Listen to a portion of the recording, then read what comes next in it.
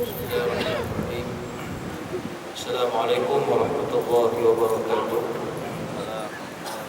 Alhamdulillah, nahmaduhu wa nasta'inuhu wa nastahdihi wa nastaghfiruh. Wa na'udzu billahi min shururi anfusina wa min sayyiati a'malina. Innahu man yahdihillahu fala mudilla lahu wa man yudlil falan tajida lahu waliyyan mursyida.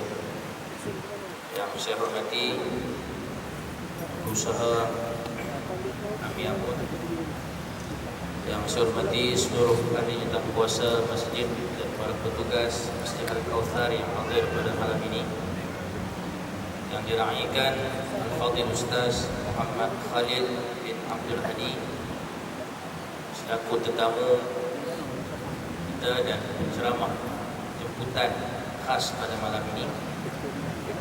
Yang saya hormati Ashabul Fadilah, Tuan Ustaz dan Tuan Haji, Puan Hajah, saudara-saudari sidang hadirin dan para jemaah yang dimuliakan Allah Subhanahu wa taala sekalian.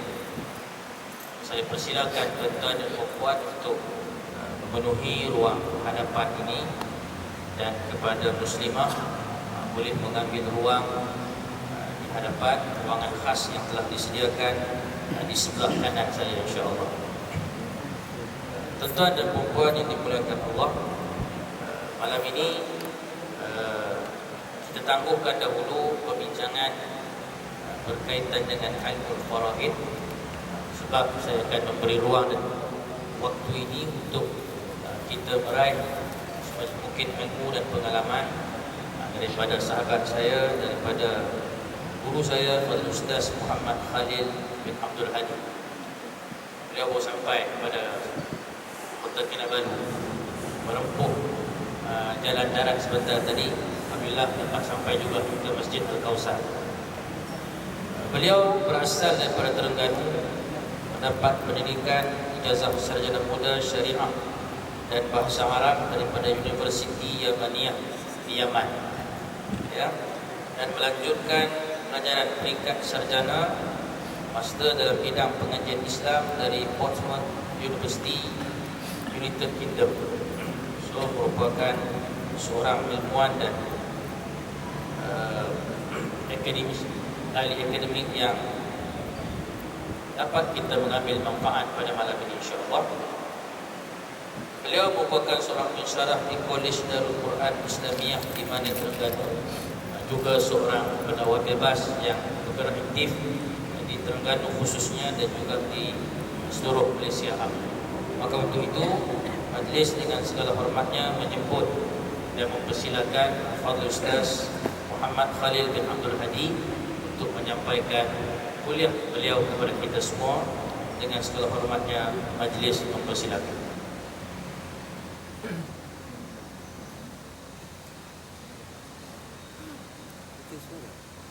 Suara bagus. Kalau kita kan mungkin biasa. Mana kisah lebih dulu.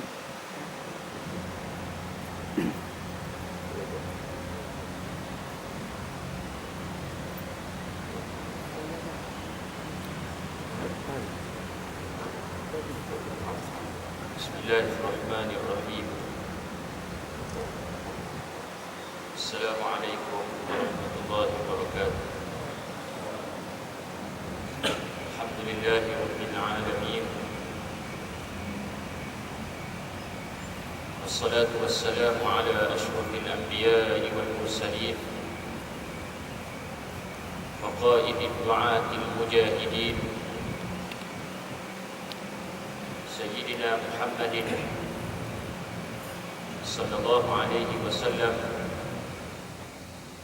wa ala alihi wa ashabihi wa man sara ala nahjihi ila yaumiddin. Amma ba'd. Yang dihormati sahabat saya yang berusia Al-Fadhil Ustaz Zaim, yang dihormati dan dikasihi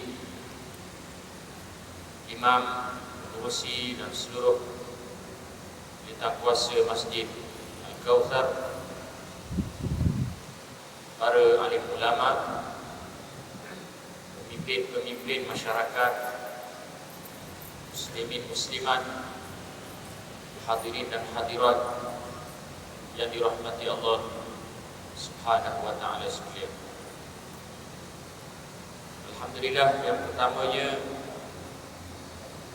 syukur kepada Allah Subhanahu wa taala kerana dengan limpah dan kurnia-Nya kita dapat sama-sama untuk berada di tempat yang penuh dengan keberkatan ini, rumah Allah, dan di masa yang penuh dengan kemuliaan, yang mana kita masih lagi berada di dalam bulan Rabiul Awal, bulan yang sangat mulia, bulan umat Islam menyambut kelahiran Nabi Muhammad sallallahu alaihi wasallam. Di dalam ruang yang diberikan kepada saya ini, saya suka untuk berkongsi beberapa perkara. Mudah-mudahan Allah Subhanahu wa taala memberikan manfaat dan faedah bersama. Saya tertarik untuk mengulas berkait dengan beberapa ciri-ciri utama kepada syariat Islam. Islam yang diturunkan oleh Allah ke atas Nabi Muhammad sallallahu alaihi wasallam mengandungi 3 bahagian yang utama. Yang pertama ialah akidah, yang kedua ialah syariat, dan yang ketiga ialah akhlak.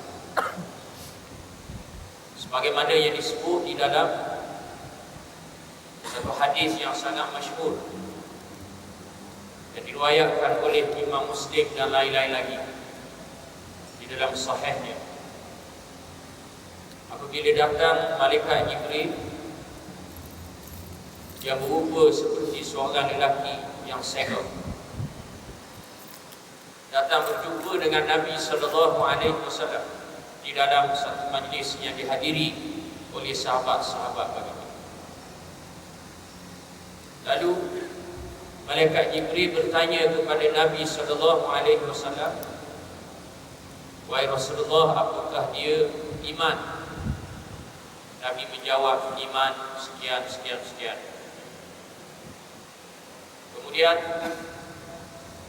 beliau bertanya lagi, "Wahai Rasulullah, apakah dia Islam?"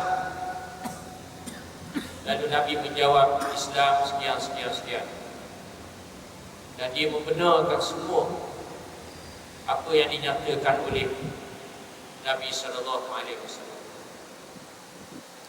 Sehingga sahabat-sahabat mereka merasa hairan.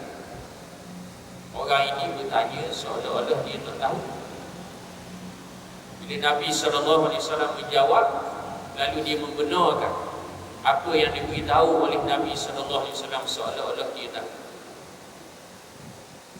Lalu dia tanya lagi berkait dengan ihsan. Nabi menjawab, ihsan sekian sekian sekian. Daripada hadis ini, ulama-ulama merumuskan bahawa Islam itu mempunyai 3 bahagian utama. Yang pertama dinamakan sebagai usuluddin, yang berkait dengan akidah, yang berkait dengan keimanan kepada Allah, malaikat-malaikat, dan lain-lain lagi yang berkait dengan rukun-rukun iman. Adapun yang keduanya ialah yang berkait dengan syariat, hukum hakam. Apa yang dihalalkan oleh Allah, apa yang diharamkan oleh Allah.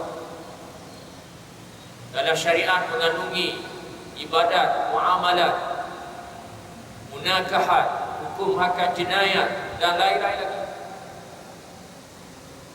Dan yang ketiganya ialah berkait dengan akhlak. Hubungan dengan Allah, akhlak dalam hati, akhlak sesama manusia, ikhlas, tawaduk dan lain-lain.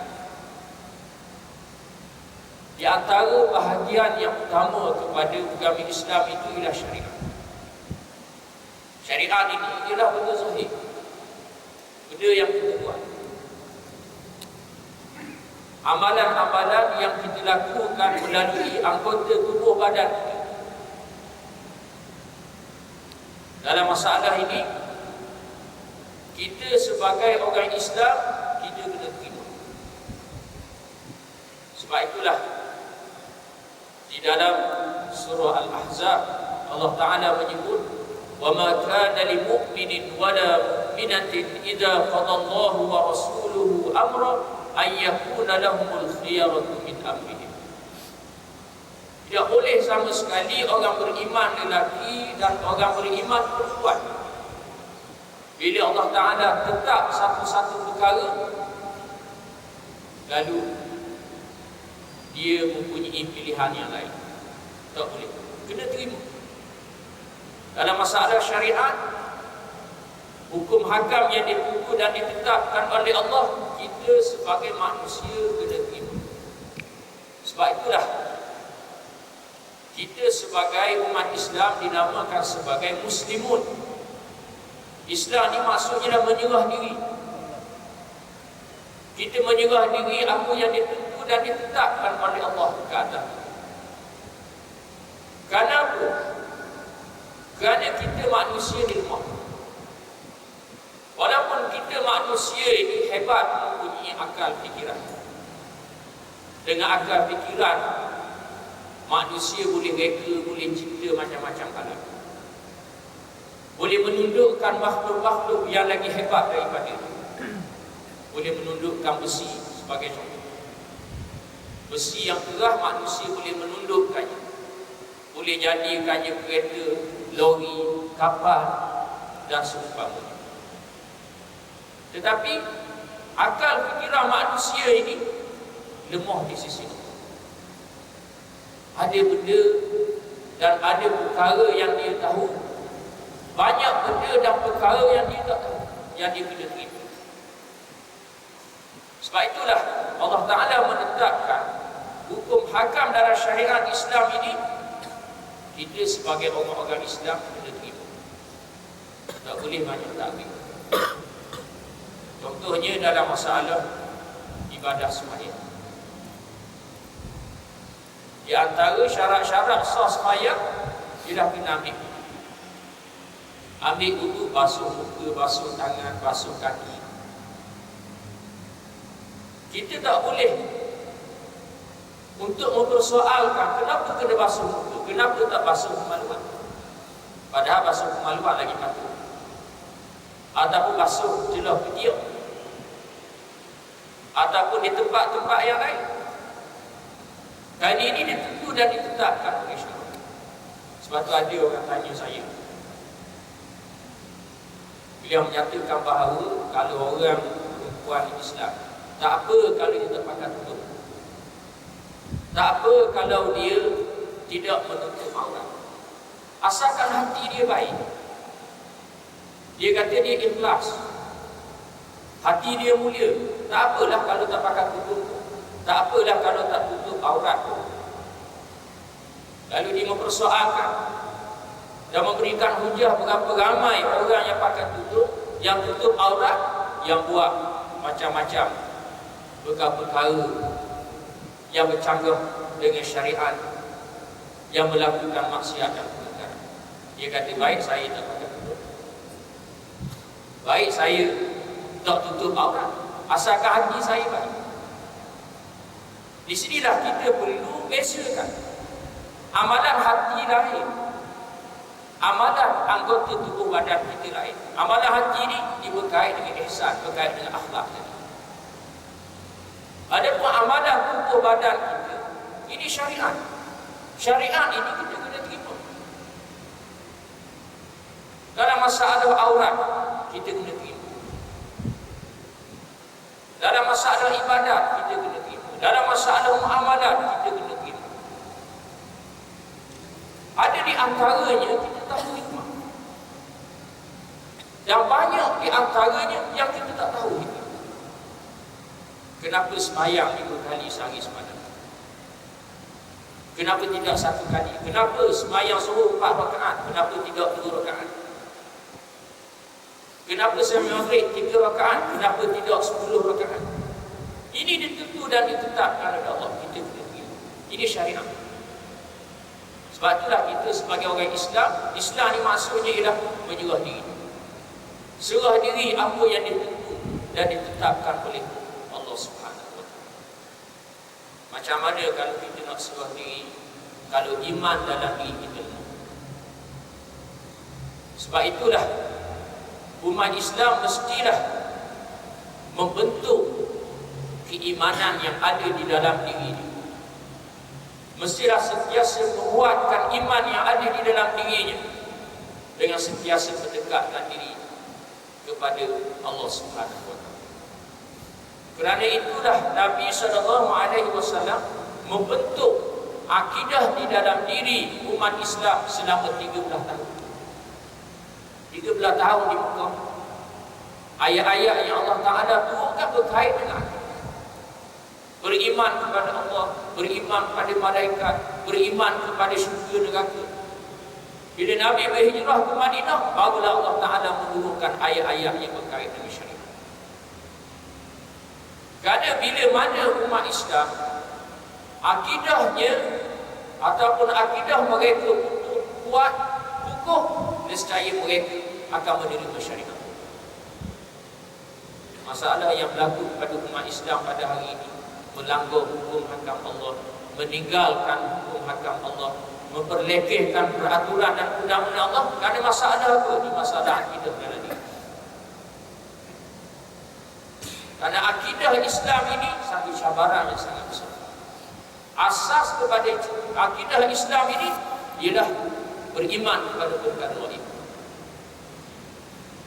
Sebab itu dalam surah Al-Baqarah permulaan yang Allah Ta'ala sebut, Alif Lam Mim, Dzalikal kitabu la raiba fihi hudan lil muttaqin alladzina yu'minuna bil ghaib. Alif Lam Mim, kitab ini yakni Al-Quran menjadi petunjuk, tidak ada syak padanya, menjadi petunjuk kepada orang-orang beriman yang bertakwa. Sifat yang pertama kepada orang beriman yang bertakwa ialah mereka beriman kepada perkara-perkara gaib. Beriman kepada Allah. Kita tak nampak Allah. Beriman pada malaikat, kita tak nampak malaikat.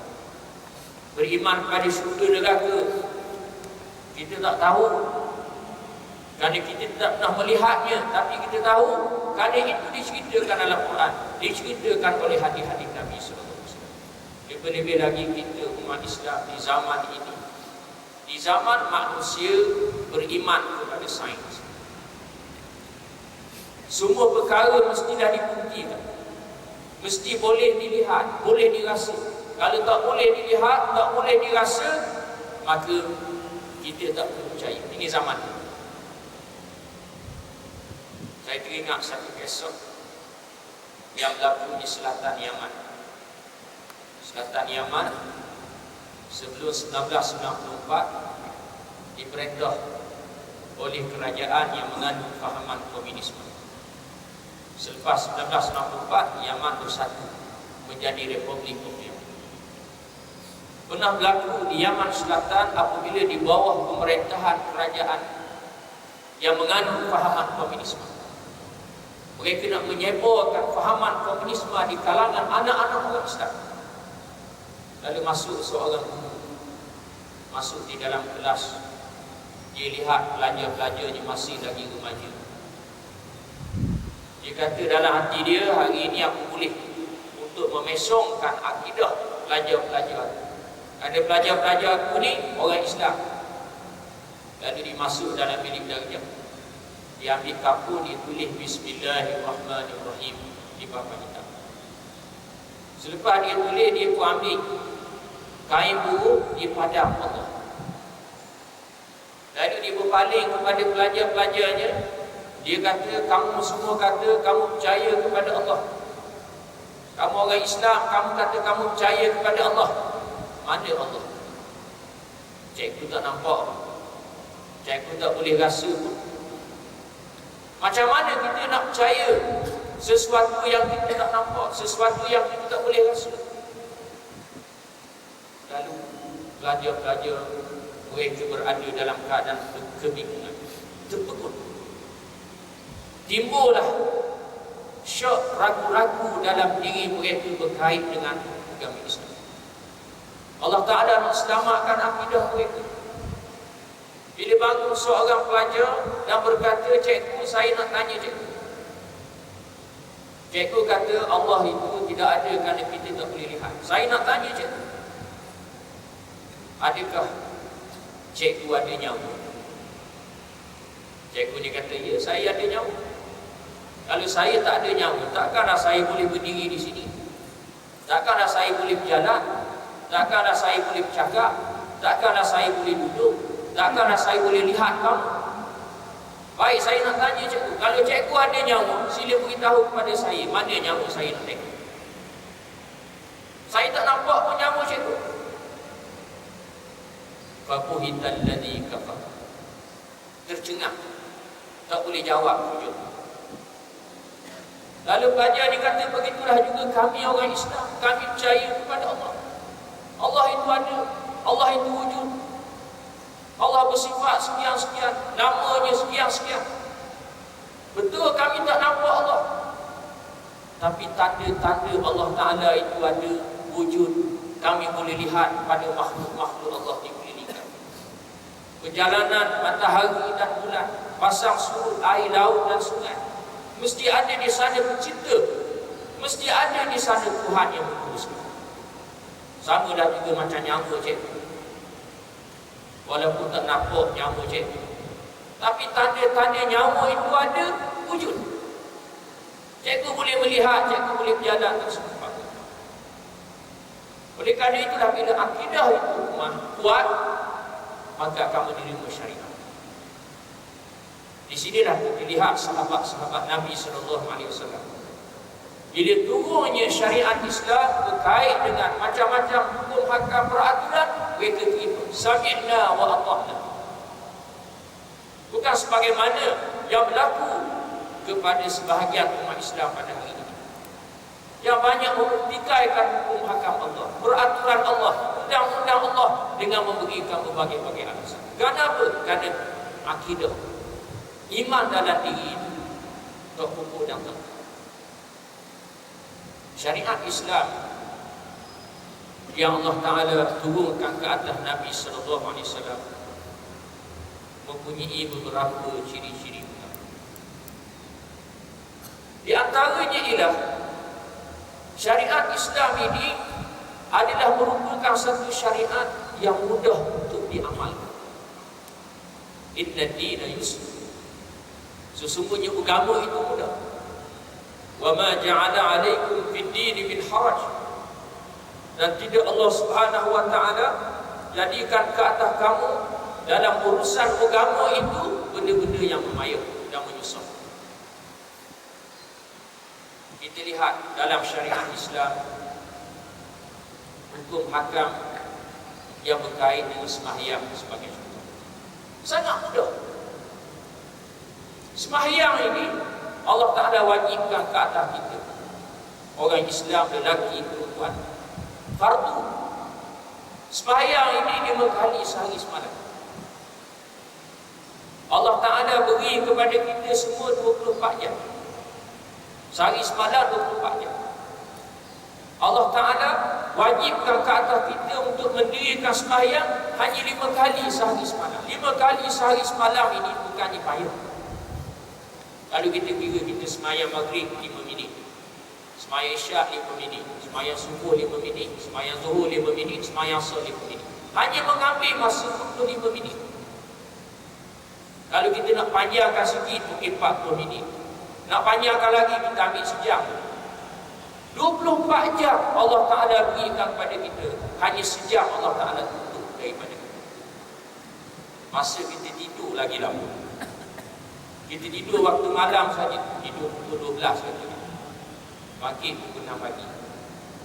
Mungkin ditawar ni lagi awal. Tidur pukul 11, bangun pukul 5. 6 jam. 7 jam kita tidur. Masa kita tidur lagi lama daripada masa Allah Ta'ala tutup untuk kita berdirikan ibadah sembahyang. Masa kita makan lagi lama. Makan pagi kena teh tarik, roti canai, sembang-sembang di kedai kopi, mungkin makan masa setengah jam. Makan tengah hari pula tajuk lain, setengah jam lagi, sejam.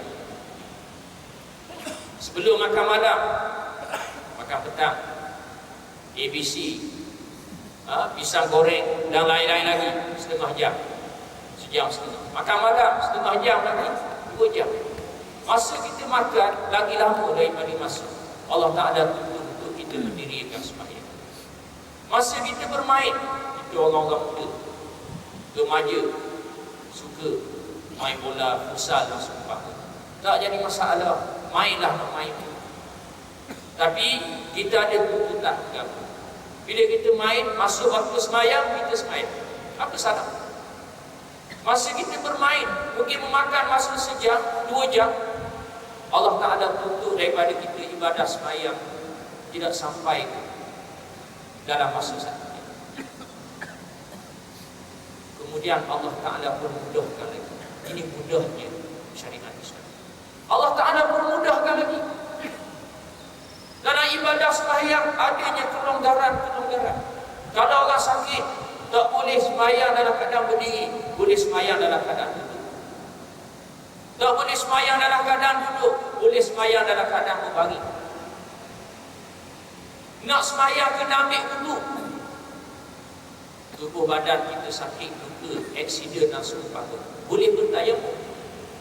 Orang musafir, Allah Ta'ala beri kelonggaran, boleh jamak masuk.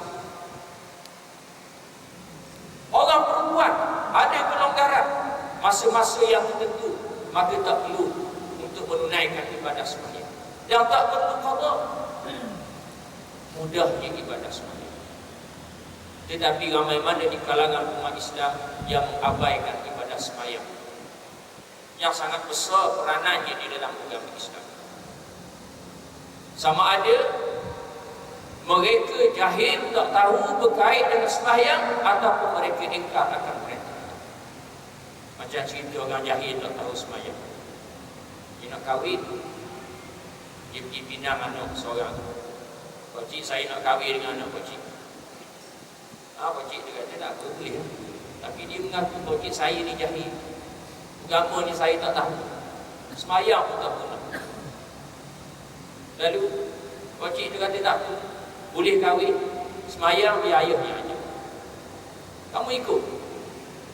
Bila ayah sembahyang, ayah buat apa, kamu ikut.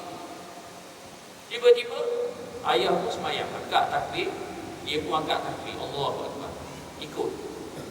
Si ayah hanya ni imam ni sakit perut, nak pergi ke tandas, terpaksa tinggal sembahyang pergi ke tandas. Natu pun ikut sekali masuk ke dalam tandas. Pasal apa? Pasal tak tahu, jahil berkait dengan sembahyang. Jadi bila kita tahu ibadah sembahyang ini sangat mudah, ini dia syariat Islam. Begitulah juga dalam ibadat zakat. Ibadat zakat yang merupakan salah satu daripada rukun-rukun Islam, yang berkait dengan hak harta benda. Ibadah zakat satu ibadah yang sangat besar dalam Islam. Satu ibadah yang bersesuaian dengan fitrah semula jadi manusia. Kerana fitrah semula jadi manusia ini, Allah Ta'ala jadikan kasih kepada harta benda. Tak kira siapa, dia ustaz ke, dia cikgu ke, dia nelayan ke, dia petani ke, dia imam ke, dia pelajar ke, dia siapa sahaja, fitrah dalam dirinya kasih kepada harta. Sebab itulah Islam ini agama fitrah. Islam ni agama fitrah. Bila Islam ditahu bahawa fitrah semula jadi manusia kasih pada harta benda, Islam tak halang penganut agama Islam ini untuk mengumpul harta benda. Kumpullah nak kumpul harta benda banyak mana sekali, tapi kena ikut peraturan-peraturan. Dan harta benda ini ada hak-haknya. Tidak seperti ajaran dan fahaman yang direka, yang dicipta oleh manusia pada hari ini. Fahaman kapitalisme sebagai contoh. Ini bercanggah dengan fitrah semula jadi manusia. Fahaman kapitalisme yang memberikan kebebasan kepada sesiapa sahaja untuk cari kumpul harta benda, tak kira halal haram, riba, gampah hak agam dan seumpamanya. Asal boleh kumpul harta benda, tak jadi masalah. Ini bercanggah dengan fitrah semula jadi manusia. Fahaman komunisme apa itu? Yang hanya memberikan kebebasan kepada rakyat untuk kumpul harta benda, hak yang betul. Bila lebih daripada hak ini milik kepada kerajaan. Ini bercanggah dengan fitrah semula jadi manusia. Tapi Islam memberikan kebebasan. Akan tetapi pada harta benda itu ada hak. Ibadat zakat untuk mengembalikan manusia di atas fitrahnya yang asal. Sebab itulah di antara bahagian-bahagian zakat ialah zakat fitrah. Ulama kata di antara hikmahnya ialah dari nak mengembalikan manusia supaya berada di atas fitrahnya yang asal. Atas fitrah semula jadi manusia ini hidup bermasyarakat. Al-insanu madaniyyun bil-tab'i. Manusia itu secara tabi'i semula jadi bermasyarakat. Tak boleh hidup seorang diri. Bila hidup dalam masyarakat, ada orang kaya, ada orang miskin, ada orang fakir. Maka perlu dibantu dan perlu ditolong mereka. Disyariatkan ibadat. Mudah ibadat zakat. Walaupun ianya wajib, tapi bukan semua orang Islam boleh melaksanakan. Kerana Islam meletakkan syarat-syarat. Orang Islam yang wajib mengeluarkan zakat bila hartanya cukup esok. Dia ada emas, dia ada perak, dia ada wang ini,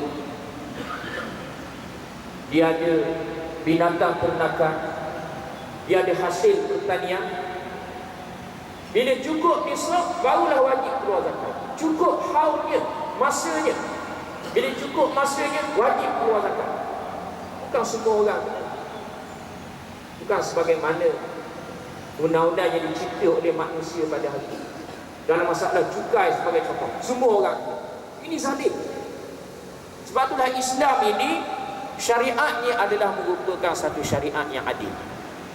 Sangat mudah syariat Islam. Ibadah puasa, contoh yang lain.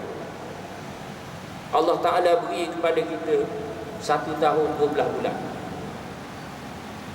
Allah Ta'ala tak tuntut kita untuk menunaikan ibadah puasa 11 bulan. Allah Ta'ala hanya tuntut daripada kita untuk menunaikan ibadah puasa hanya 1 bulan sahaja, itu bulan Ramadan. Itu pun bukan 24 jam, waktu siang saja, waktu malam berbuka. Dan Allah Ta'ala beri kelonggaran. Orang yang musafir boleh berbuka diganti pada hari yang lain. Orang perempuan yang dalam keadaan uzur boleh berbuka diganti pada hari yang lain. Orang yang sakit, orang tua boleh berbuka dan diganti dengan hari yang lain. Kalau tak boleh ganti, bayar fidyah. Ini kelonggaran yang diberikan oleh Islam, nak menunjukkan betapa mudahnya syariat Islam. Ibadat haji begitu juga. Ibadat haji wajib, tapi bukan semua orang Islam boleh berdiri dan melaksanakan. Kan ada syarat-syaratnya.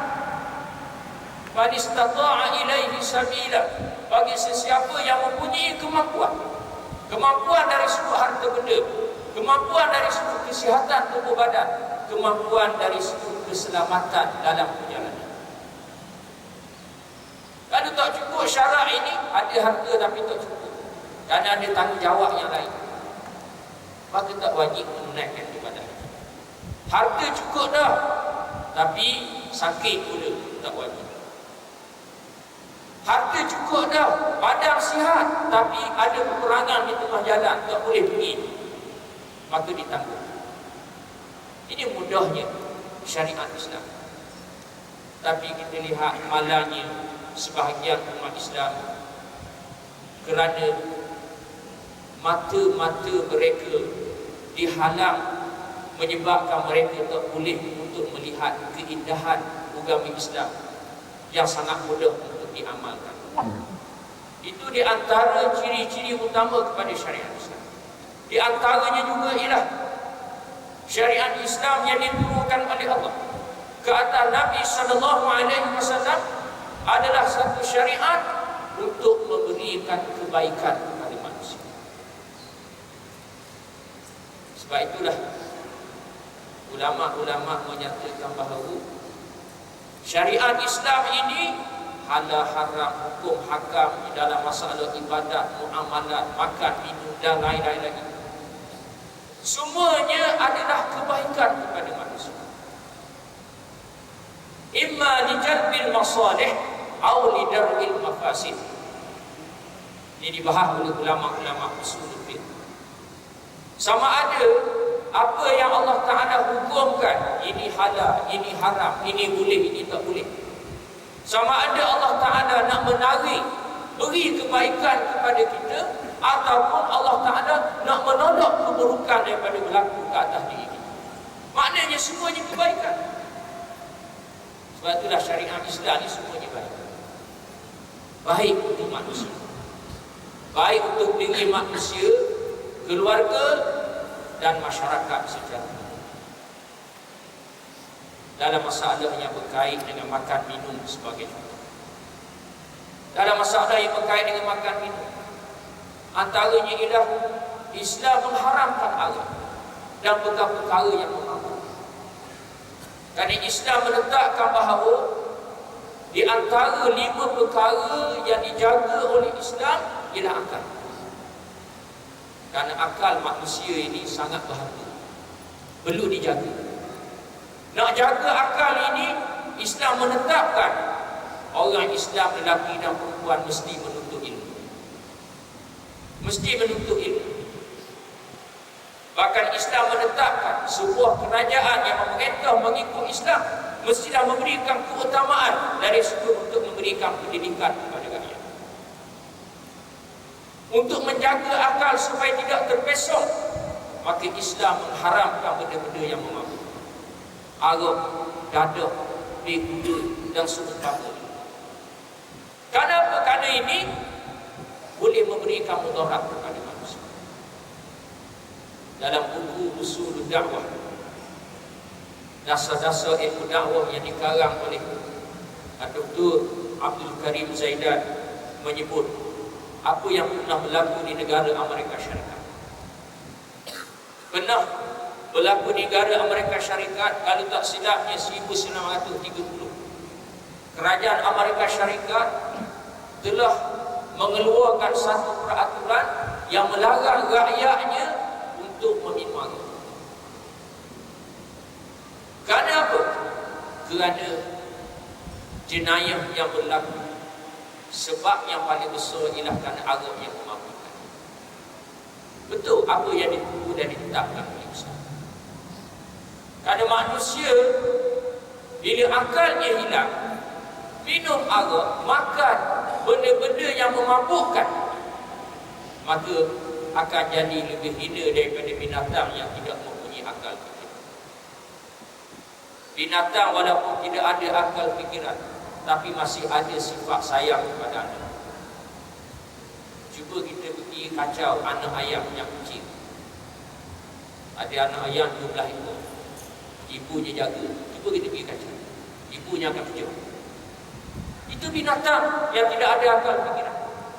Tapi bila manusia hilang akal fikiran, akan jadi lebih hina daripada binatang. Sanggup bunuh ibu sendiri, sanggup bunuh bapa sendiri, sanggup mencederakan anak sendiri. Kerana apa? Kerana bila hilang. Di sebahagian negara-negara Amerika Selatan, di Mexico sebagai contoh, kerajaan terpaksa mengisytiharkan perang ke atas pengedar-pengedar darah. Kerana mereka inilah sebab berlakunya bermacam-macam jenayah. Islam haramkan arak dan perkara-perkara yang memabukkan, kerana ia adalah buruk. merupakan ummul khaba'is, ibu kepada segala kejahatan, pertukaran dan maksiat. Syariat Islam semuanya baik, imma li jalbil masalih atau li dar'il mafasid. Nak tarik kebaikan dan nak tolak keburukan. Islam mengharamkan riba sebagai contoh yang lain. Padahal kalau kita fikir riba ni bagus, dan kita boleh hutang. Kita bagi hutang ke orang RM1,000. Kita beritahu kepada dia, kalau kamu tak boleh bayar dalam masa sebulan, maka akan ada bunga. Bulan yang berikutnya akan bertambah RM100. Bulan yang berikutnya akan bertambah RM200. Bagus. Tuan punya duit itu boleh untung. Tapi Islam mengharamkan riba. Kerana riba ini memberikan keburukan yang sangat besar dalam kehidupan masyarakat manusia. Boleh menarik sifat kasih sayang, belas kasihan yang ada di dalam diri manusia. Sepatutnya ada tolak ansur, tapi rapah orang ambil perkara yang dimiliki oleh orang dalam keadaan dia terdesak. Oleh kerana itu Allah Ta'ala sebut dalam Quran, masyarakat yang mengamalkan riba Allah Ta'ala istihabkan. Krisis ekonomi yang berlaku di dunia pada hari ini, khususnya di Amerika Syarikat. Kerana apa? Kerana mereka meletakkan asas ekonomi mereka dengan riba yang diharamkan. Menggalakkan rakyat untuk berhutang. Akhirnya rakyat tak mampu nak bayar hutang. Lalu pihak yang memberikan hutang bankrupt. Masyarakat jadi pengeluaran. Duit tak ada kerana mereka berpuhakkan kepada duit. Maka berlaku bermacam-macam jenayah, curi, rompok, pecah rumah dan lain-lain. Perkara yang sama boleh berlaku hatta dalam masyarakat Islam sendiri jika sekiranya berlaku perkara yang diharamkan oleh Allah Subhanahu wa taala. Di antara contoh yang lain ialah Islam mengharamkan daging khinzir. Kita lihat sahabat-sahabat Nabi bila mereka dengar hukum Allah berkait dengan daging khinzir ini, mereka terima. Sami'na wa ata'na. Padahal mereka tak pernah tengok di Mekah mana ada khinzir, di Madinah mana ada. Mereka kata ini yang ditetapkan oleh Allah, kami terima walaupun kami tak tahu kenapa Allah Ta'ala haramkan. Hari ini lain. Hari ini di kalangan umat Islam, bila kita cerita, kita beritahu hukum Allah begini, hukum Allah begitu, peraturan Allah begini, mereka bertikaikan macam-macam. Kenapa gini masalah akidah kita tadi? Generasi awal Islam, bila mereka menerima ini hukum Allah, mereka terima. Bila Allah Ta'ala mengharamkan ini syariat Islam, maknanya ini mesti ada mudarat pada manusia. Hari ini zaman sains teknologi yang canggih, dibuat kajian, didapati bahawa memang dalam daging khinzir ini banyak perkara-perkara yang boleh memberikan mudarat kepada manusia. Penyakit-penyakit yang merebak pada hari ini, wabak H1N1 sebagai contoh, sesama burung dan lain-lain, semuanya berasal daripada binatang yang diharamkan oleh Allah Ta'ala. Kalau kita pernah dengar ada satu hadis Nabi pernah menyebut, hadis ini hadis sahih, di antara apa yang berlaku ataupun di antara apa yang akan berlaku di akhir zaman ialah Allah Ta'ala akan menurunkan balik Nabi Isa AS. Nabi Isa akan diturunkan balik. Kita orang Islam, kita percaya ini akan berlaku. Nabi sebut di antara tugas yang akan dilakukan oleh Nabi Isa ialah membunuh khinzir. Kita pelik, pasal apa? Susah payah Allah Ta'ala menurunkan Nabi Isa. Kerjanya di antara yang membunuh khinzir. Kerana mungkin di zaman itu atau sebelum zaman itu akan merebak banyak penyakit-penyakit, wabak-wabak yang menyebabkan hilang ramainya nyawa manusia, maka mestilah dihapuskan punca daripada wabak ini. Ini di antara al-i'jazul ilmi, mukjizat dari sudut sains yang diberitahu di dalam Al-Quran dan diberitahu di dalam hadis-hadis Nabi sallallahu alaihi wasallam. Yang terakhir yang saya nak sebut, di antara ciri-ciri utama kepada agama Islam, Islam adalah merupakan agama yang mendahulukan perdamaian. Sebab itulah di antara maksud kepada kalimah Islam itu sendiri ialah sejahtera. Ini mesej yang nak disampaikan oleh Islam. Islam ini agama sejahtera, agama damai, agama aman. Sehingga dalam salam kita sebut Assalamualaikum, daripada kalimah yang sama, selamat sejahtera ke atas kamu. Ini di rahmat syariat Islam yang Allah Ta'ala turunkan ke atas Nabi sallallahu alaihi wasallam. Kita lihat hari ini di antara cabaran yang sangat besar kepada umat Islam di zaman kita ialah apabila Islam dituduh sebagai agama yang ganas, agama yang menggalakkan penganut-penganutnya dengan pertubuhan darah, dengan peperangan. Ini yang disebarkan di dalam media-media masa, khususnya yang dimiliki oleh negara-negara barat. Mereka menyerang Islam, mereka mendakwa di antara ajaran yang diajar oleh Islam ialah ajaran jihad. Jihad dimaksud ialah perang, bunuh orang, bom situ, bom sini dan sebagainya. Kita umat Islam perlu memahami Islam ini adalah merupakan agama damai, agama aman. Ya, Islam mewajibkan ke atas kita untuk berperang, yang merupakan salah satu bentuk di dalam jihad. Tetapi berperang di dalam Islam penuh dengan adab dan akhlak. Sebab itu kalau kita lihat di zaman Nabi sallallahu alaihi wasallam, Nabi pernah berperang, perang Badar, perang Uhud, perang Ahzab, perang Hunain dan lain-lain lagi. Ini di antara hujah yang menjadi dalil dan bukti kepada musuh-musuh Islam yang mendakwa Islam ini agama ganas. Mereka kata Nabi Muhammad berperang, bunuh orang. Ya, Nabi berperang, tetapi peperangan yang disediakan oleh Nabi, peperangan yang penuh dengan adab dan akhlak. Setiap kali Nabi nak pergi berperang, Nabi pesan kepada sahabat-sahabatnya, jangan kamu bunuh orang perempuan, jangan kamu bunuh kanak-kanak, jangan kamu bunuh orang tua, jangan kamu kacau pendeta-pendeta yang sedang beribadah di dalam rumah-rumah ibadah. Hatta jangan sekali-kali kamu merosokkan alam sekitar, pokok jangan ditebang tanpa ada di sana alasan yang benar. Ulama-ulama yang mengkaji berkait dengan sirah Nabi, selama Nabi berperang tidak sampai pun 2,000 orang kafir yang mati di medan perang. Cuba kita bayang dalam sejarah mereka yang menuduh Islam ini agama ganas. Perang salib 1 dan 2 dalam sejarah, puluh ribu umat Islam yang mati. Dalam sejarah moden kita lihat perang dunia pertama, perang dunia yang kedua, puluh juta manusia yang mati. Bukan orang Islam yang buat. Dalam sejarah yang masih lagi segar dalam ikanan kita, apa yang berlaku di bumi Bosnia, lebih daripada 250,000 orang umat Islam yang disembelih.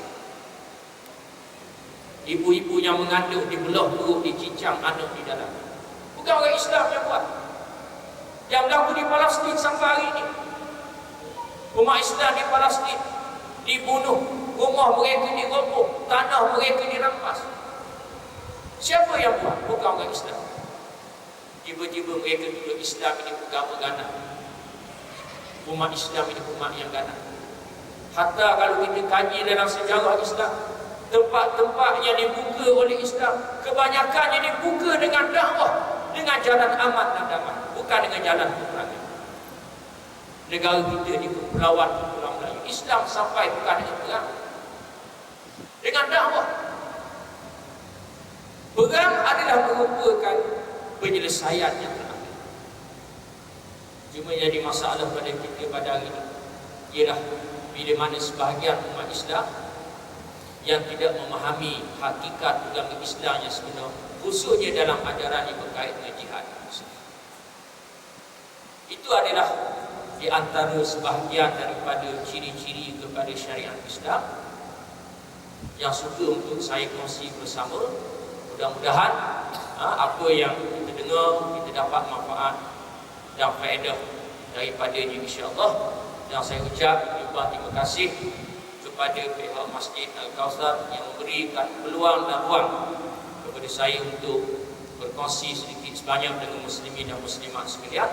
Mudah-mudahan majlis kita ini diberkati oleh Allah, dan mudah-mudahan Allah Ta'ala menjadikan kita di kalangan umat Islam yang lebih memahami dan berusaha untuk memahami dengan lebih dalam lagi berkait dengan ajaran Islam yang sangat mulia ini, yang diturunkan oleh Allah ke atas Nabi SAW untuk menjadi agama yang menjadi penyelesai kepada semua masalah-masalah yang berlaku di dalam masyarakat manusia di semua zaman, sehinggalah dunia ini ditamatkan oleh Allah Subhanahu wa taala.